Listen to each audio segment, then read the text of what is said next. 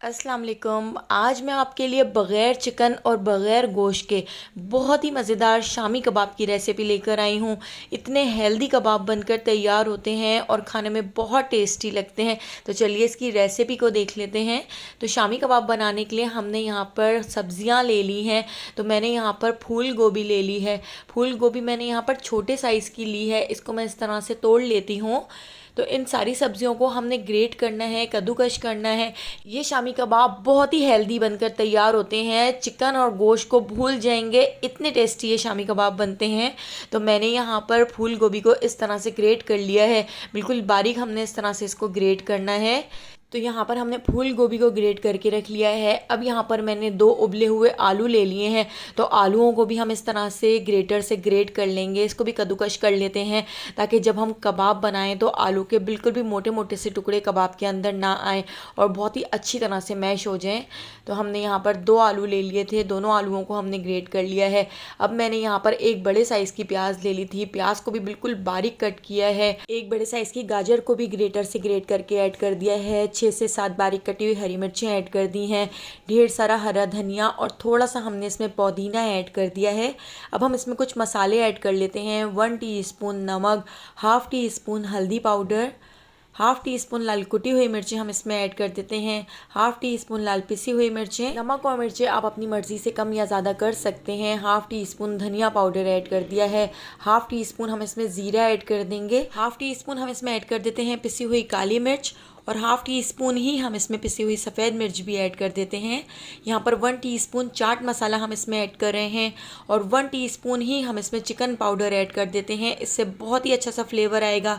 अब मैंने यहाँ पर ले लिया है अनार दाना। तो अनार दाने को मैंने मिक्सर ग्राइंडर के अंदर डाल के बिल्कुल बारीक इस तरह से पीस लिया था। आप मोटा मोटा अनार दाना बिल्कुल भी ऐड मत कीजिएगा। अनार दाने को पीस कर ऐड कीजिएगा, बहुत ही मज़ेदार सा फ्लेवर आएगा। अब हम इसके अंदर ऐड कर देते हैं 4 टेबल स्पून बेसन।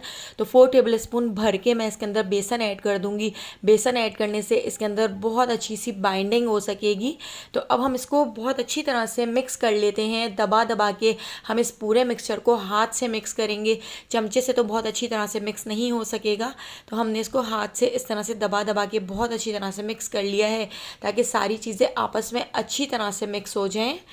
तो देखिए यहाँ पे हमारे कबाबों का मिक्सचर बिल्कुल रेडी हो चुका है। सब्जियों से बनने वाले ये बहुत ही मज़ेदार से शामी कबाब बनकर तैयार होते हैं। गोश्त और चिकन ऐड करने की ज़रूरत नहीं है, ऐसे ही ये बहुत टेस्टी लगते हैं। तो अब इस मिक्सचर को हम रखेंगे नहीं वरना प्याज और सब्जियाँ अपना पानी छोड़ देंगी। बस हमने इसके कबाब बना लेने हैं।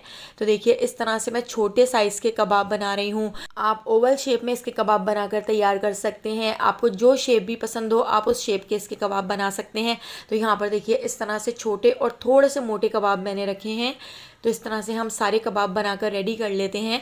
अगर आप इस मिक्सचर को रख देंगे तो ये सारी सब्जियां पानी छोड़ देंगी और कबाब ठीक से नहीं बन सकेंगे। तो जिस टाइम आपने कबाब बनाने हो बस उसी टाइम आपने इस मिक्सचर को भी रेडी करना है।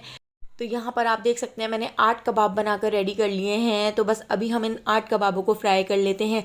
बाकी ये कबाब भी मैं जल्दी से बनाकर रख लूँगी।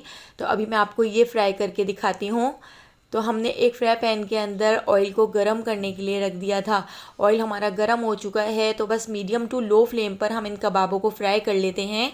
तो हमने इन कबाबों को इतना फ्राई कर लेना है कि कबाबों का जो कलर है वो गोल्डन सा हो जाए, ऊपर से इसकी क्रिस्पी सी लेयर हो जाए। लेकिन पहले आपने एक साइड से अच्छी तरह से कबाब को फ्राई कर लेना है। फिर जब एक साइड से फ्राई हो जाए तो आपने इसको पलट के दूसरी साइड से फ्राई करना है। तो देखिए एक साइड से कितनी अच्छी तरह से फ्राई हो चुके हैं, कितना अच्छा सा कलर आ चुका है, गोल्डन सा कलर आ चुका है।